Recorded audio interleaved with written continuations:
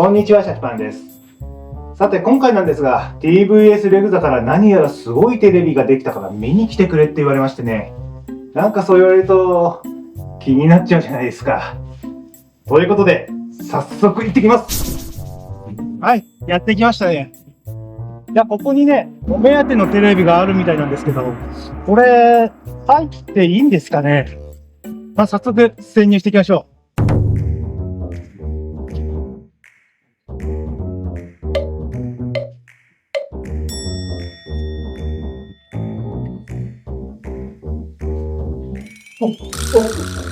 いや、怪しいもんじゃないんです。違うんです。こ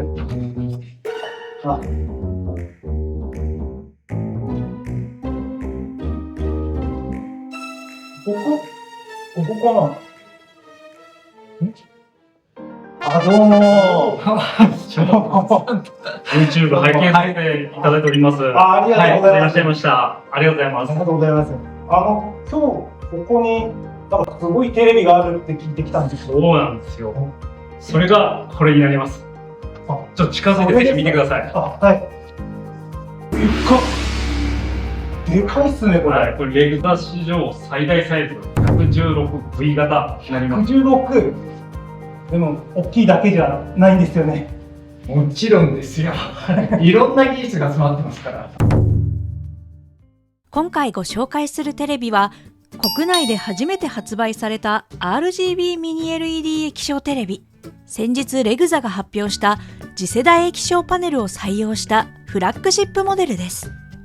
従来のミニ LED テレビはバックライトに青色 LED を用い、量子ドットシートで波長変換した赤、緑を用いて映像を映し出していました。RGB LED は赤、緑、青に発光する超小型 LED をパッケージ化することで量子ドットを介さず RGB を作れるようになりました。 RGB を独立して光らせることができることから処理は3倍になりましたが、不要な色の発光を低減し消費電力が抑えられるほか、色表現も向上したとしています。ということで早速 RGB ミニ LED 液晶パネルの実力を見ていきましょう。スペクトル測定はこんな感じ。シャチパンの過去測定した量子ドットパネル、通常液晶モデルとも並べて比較してみます。テレビの色表現は赤、緑、青のスペクトル幅が狭く、鋭く立ち上がっていることが性能の高さを表します。純度の高い RGB 光を得られることで混色を少なくできるからです。こうして見ると通常液晶は混色が多いですが、 RGB LED 量子ドットは混色少なく優秀です。色の分離具合で言うと赤は RGB LED の方が、緑は量子ドットの方がむしろ優れているでしょうか。どちらがより優れているかは BT2020 のカラーカバレッジで比較してみます。 BT2020 とはこの三角が色の表現範囲を表し、三角の中の色の何%の色を表現できるかというテレビの国際基準です。もし BT2020 の色を 100% 表現できれば、自然界に存在しているものの色ほぼ全てを表現できると言われています。通常モード、鮮やかモードで比較するとこんな感じ。本モデルは通常モードで 82%、鮮やかモードでは 92% と、いずれも量子ドットモデルを凌駕しています。これは本モデルの特徴でもある RGB 光の独立制御が効いている部分です。特に鮮やかの 90% 台。これは液晶モデルでは見たことのない数字となっています。通常モードとの差が大きいのは、まだ制御最適化に余地があり、伸びしろがあるとのことです。ハイモデルでは 60% 弱、ミドルグレードのテレビでもせいぜい 70% 前後の色表現であることを考えると、本機のレベルの高さがうかがえます。デモ映像でも特に赤の色表現が素晴らしいと感じました。実写さながらの臨場感です。続いて明るさ。いつものように白画面面積比におけるピーク輝度性能を測定しています。横軸は画面全体に対する白画面比率、縦軸は明るさです。夜景や暗めなシーンが想定される APL10% 未満の映像でも3000ニトを超え、最大で4500ニト。とてつもない明るさ表現です。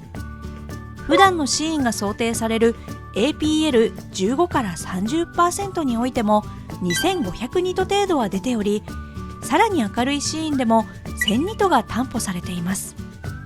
一昔前までは業務用のマスターモニターでないと実現できなかった輝度スペックです。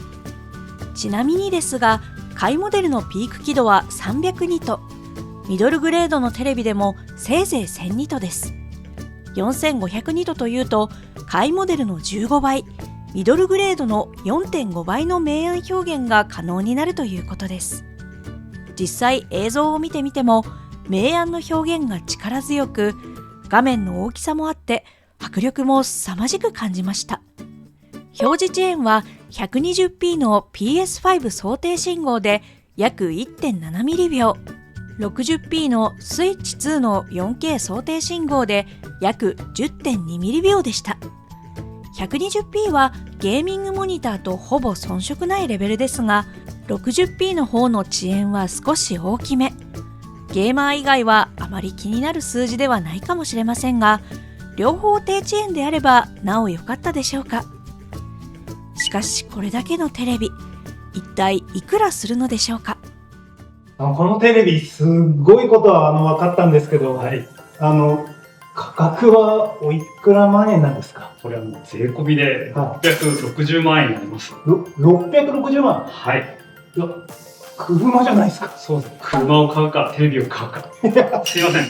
車を買うか、レグザを買うか。そういうことです。はい。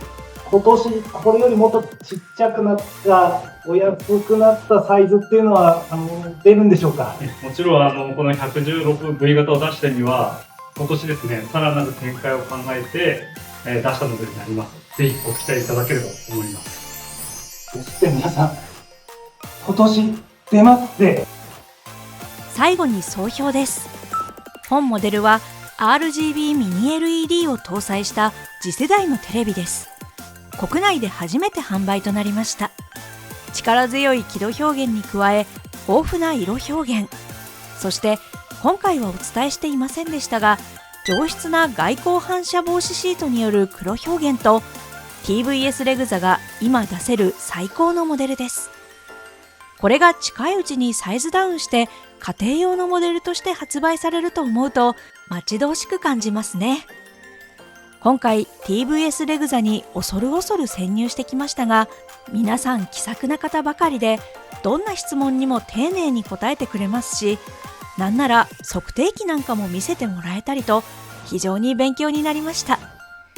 今回の撮影場所であるショールームにはまだまだたくさんのレグザ製品があり、全てを紹介することはできませんが、テレビだけじゃないんだなと思いました。と、最後はちょっとテレビとは関係ない話となりましたが、テレビを購入予定で画質重視の方はもちろん、最新テクノロジーが好きな方やレグザが得意な録画機能を多用される方など、幅広くおすすめできるかなと思います。本動画で魅力を感じた方はぜひ店頭などで一度ご覧になってみてはいかがでしょうか。